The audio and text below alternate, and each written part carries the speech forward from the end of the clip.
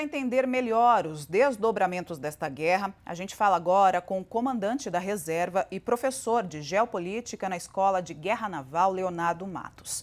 Boa noite, Leonardo, seja muito bem-vindo. Professor, tudo indica que o Irã não tem nenhuma defesa aérea diante dos ataques dos Estados Unidos e Israel. Quais as implicações desse quadro no futuro próximo do conflito? Boa noite. Boa noite, Adriana. Boa noite aos nossos telespectadores. Olha, Adriana, é muito difícil de nós precisarmos até quando o Irã vai conseguir resistir a esses ataques dos Estados Unidos e Israel, porque, obviamente, existe um limite da munição, da capacidade do Irã em termos de mísseis e drones. O que nós estamos vendo, temos constatado aí ao longo dessa semana, é que a quantidade de mísseis e drones lançados pelo Irã vem decrescendo. E, logicamente, Israel e os Estados Unidos já atacaram fábricas onde são fabricados os drones e onde são fabricados os mísseis. Só que nós não temos a informação, porque os Estados Unidos e Israel não vão passar essa informação abertamente de exatamente qual o tamanho desse ataque em termos de resultado, e muito menos o Irã. O Irã também não vai falar, não vai declarar abertamente que as suas fábricas, por exemplo, todas as suas fábricas de mísseis e de drones estão destruídas. E aí fica a questão: quantos mísseis e quantos drones o Irã ainda possui para atacar a região? Então, essa é uma primeira questão.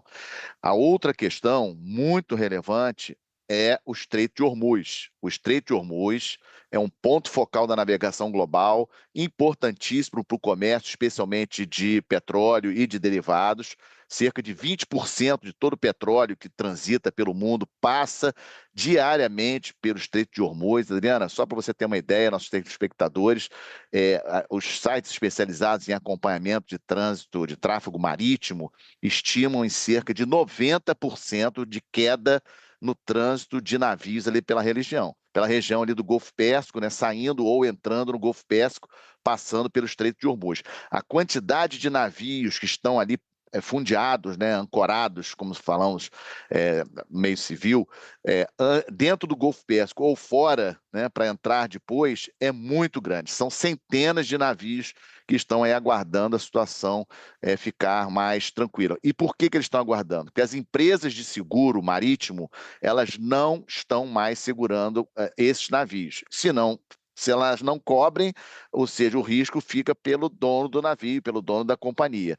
Então, a situação ainda muito difícil para nós prevermos, mas o Irã não é um país qualquer. O Irã, só para vocês terem uma ideia, é um país de dimensões quase o tamanho do estado do Amazonas, 3 vezes o estado de Minas Gerais, aí fazendo uma comparação com os estados brasileiros. Então, não é um estado geograficamente pequeno, estamos falando de uma população de 90, 95 milhões de habitantes, com indústria de defesa, com forças armadas.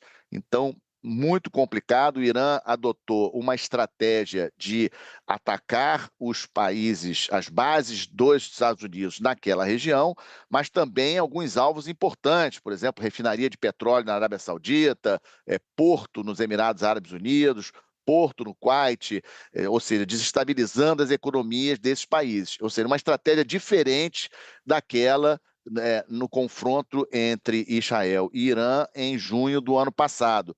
E qual é a ideia do Irã? É que esses países pressionem os Estados Unidos, e já estão pressionando os Estados Unidos, para que os Estados Unidos negociem logo um cessar-fogo com o Irã para que a situação possa voltar à normalidade. Hoje temos informações da mídia do Catar de estimativas de que o preço do petróleo, o preço do barril do petróleo, pode chegar até a $150, dependendo de quanto tempo perdurar esse bloqueio no Estreito de Hormuz, porque não tem por onde sair o petróleo se não for por ali. Existe um oleoduto que cruza a Arábia Saudita, né, de leste para oeste, mas a quantidade de petróleo que passa por ali é muito pequena comparado com o que sai pelos navios, e essa realmente é uma questão chave. Ou seja, quanto mais o Irã resistir, mais os países ali do Golfo Pérsico, como eu comentei, Kuwait, Emirados Árabes Unidos, Catar, etc., vão pressionar os Estados Unidos para uma negociação, para uma solução pacífica. Então, vamos ficar de olho nessa questão. Estreito de Hormuz, aumento do preço do petróleo, eu acho que isso aí é chave para nós entendermos para onde que vai essa situação atual. Ainda falando do Estreito de Hormuz, também tem um risco ambiental desses navios ficarem ali muito tempo parados, né? Muito, porque, logicamente, nós já tivemos aí 4 navios atingidos, isso aí tem um vazamento também de petróleo ali naquela região, isso aí, sem dúvida, é um ponto importante. Mesmo os ataques à refinaria, a refinaria mais importante da Arábia Saudita, também é algo relevante que ocorreu. Ao porto Emirados Árabes Unidos, base dos Estados Unidos, os Estados Unidos possui uma grande base aérea no Catar e uma base naval compartilhada com o Reino Unido no Bahrein. A sede da 5ª Frota dos Estados Unidos fica no Bahrein. Inclusive, até nós temos ainda militares da Marinha do Brasil no Bahrein. Esses militares fizeram parte do Estado-Maior da Força Tarefa 151, que é uma força-tarefa que combate a pirataria ali no Mar da Arábia.